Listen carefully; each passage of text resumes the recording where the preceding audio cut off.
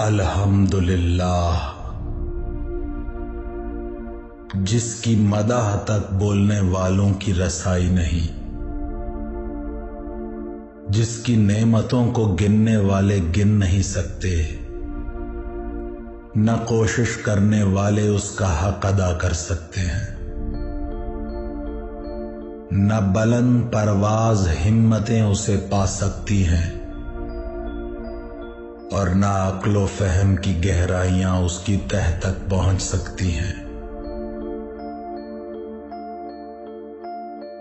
اس کے کمال ذات کی کوئی حد معین نہیں، نہ اس کے لیے کوئی توصیفی الفاظ ہے، نہ اس کی ابتدا کے لیے کوئی وقت ہے جسے شمار میں لایا جا سکے، نہ اس کی کوئی مدت ہے جو کہیں پر ختم ہو جائے۔ اس نے مخلوقات کو اپنی قدرت سے پیدا کیا، اپنی رحمت سے ہواؤں کو چلایا، اور تھر تھراتی ہوئی زمین پر پہاڑوں کی میخیں گاڑی۔ دین کی ابتدا اس کی معرفت ہے، کمال معرفت اس کی تصدیق ہے، کمال تصدیق توحید ہے، کمال توحید تنزیہ و اخلاص ہے،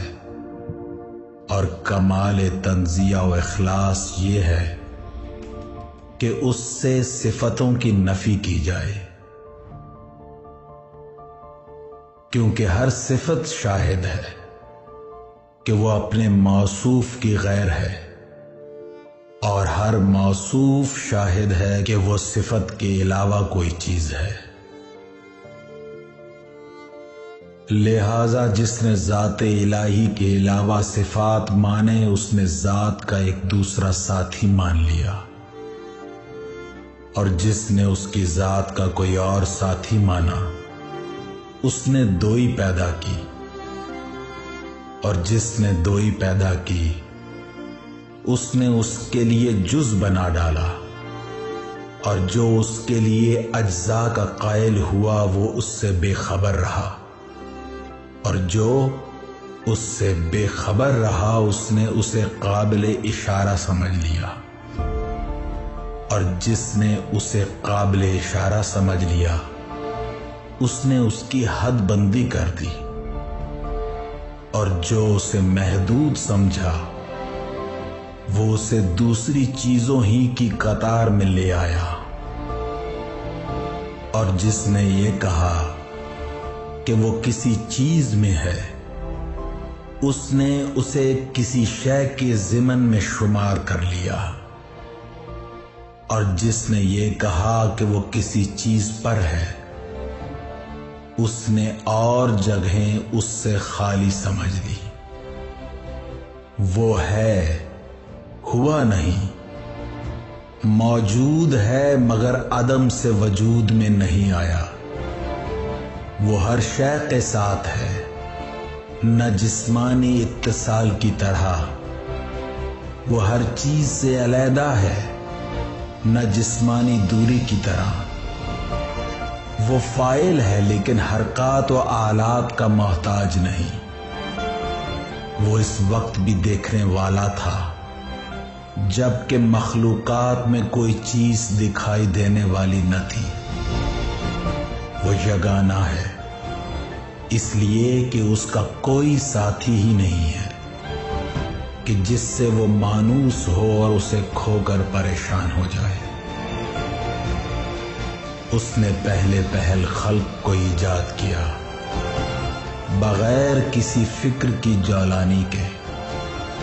اور بغیر کسی تجربہ کے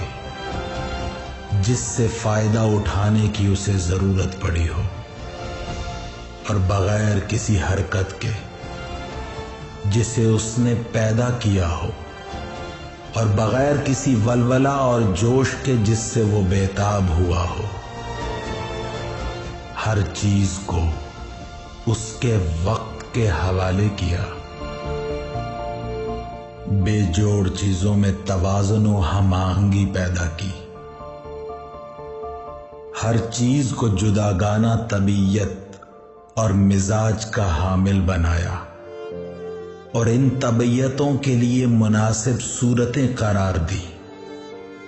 وہ ان چیزوں کو ان کے وجود میں آنے سے پہلے جانتا تھا، ان کی حد و نہایت پر احاطہ کیے ہوئے تھا اور ان کے نفوس و اعضاء کو پہچانتا تھا۔ پھر یہ کہ اس نے کشادہ فضا، وسیع اطراف و اکناف اور خلا کی وسعتیں خلق کی اور ان میں ایسا پانی بہایا جس کے دریائے مواج کی لہریں طوفانی اور بحر زخار کی موجیں تہ بتہ تھی۔ اسے تیز ہوا اور تند آندھی کے پشت پر لادا، پھر اسے پانی کے پلٹانے کا حکم دیا اور اس کے بعد پابند رکھنے پر قابو دیا اور اسے پانی کی سرحد سے ملا دیا۔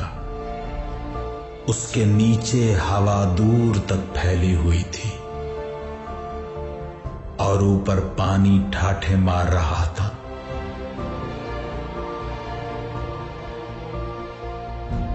پھر اللہ سبحانہ نے اس پانی کے اندر ایک ہوا خلق کی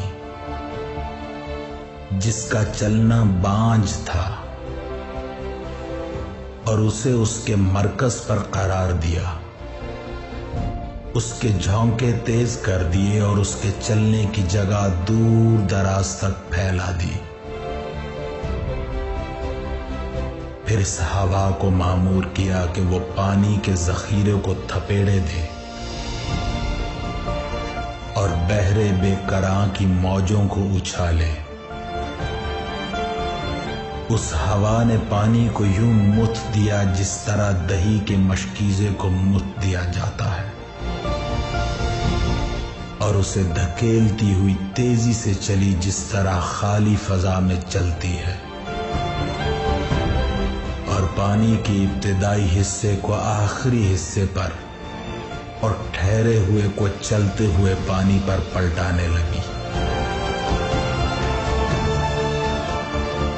یہاں تک کہ اس متلاطم پانی کی سطح بلند ہو گئی اور وہ تہ بتہ پانی جھاگ دینے لگا۔ اللہ نے وہ جھاگ کھلی ہوا اور کشادہ فضا کی طرف اٹھائی اور اس سے 7 آسمان پیدا کیے۔ نیچے والے آسمان کو رکی ہوئی موج کی طرح بنایا اور اوپر والے آسمان کو محفوظ چھت اور بلند عمارت کی صورت میں اس طرح قائم کیا کہ نہ ستونوں کے سہارے کی حاجت تھی، نہ بندھنوں سے جوڑنے کی ضرورت۔ پھر ان کو ستاروں کی سج دھج اور روشن تاروں کی چمک دمک سے آراستہ کیا۔ ان میں زوپاش چراغ اور جگمگاتا چاند رواں کیا جو گھومنے والے فلک، چلتی پھرتی چھت اور جنبش کھانے والی لوح میں ہے۔ پھر خدا وند عالم نے بلند آسمانوں کے درمیان شگاف پیدا کیے اور ان کی وسعتوں کو طرح طرح کے فرشتوں سے بھر دیا، کچھ ان میں سربسجود جو رکوع نہیں کرتے، کچھ رکوع میں ہیں جو سیدھے نہیں ہوتے، کچھ صفیں باندھے ہوئے ہیں جو اپنی جگہ نہیں چھوڑتے، اور کچھ پاکیزگی بیان کر رہے ہیں جو اکتاتے نہیں۔ نہ ان کی عقلوں میں بھول چوک پیدا ہوتی ہے، نہ ان کی آنکھوں میں نیند آتی ہے، نہ ان کے بدنوں میں سستی و کاہلی آتی ہے، اور نہ ان پر نسیان کی غفلت طاری ہوتی ہے۔ ان میں کچھ تو وحی الہی کے امین اس کے رسولوں کی طرف پیغام رسانی کے لیے زبان حق اور اس کے قطعی فیصلوں اور فرمانوں کو لے کر آنے جانے والے ہیں۔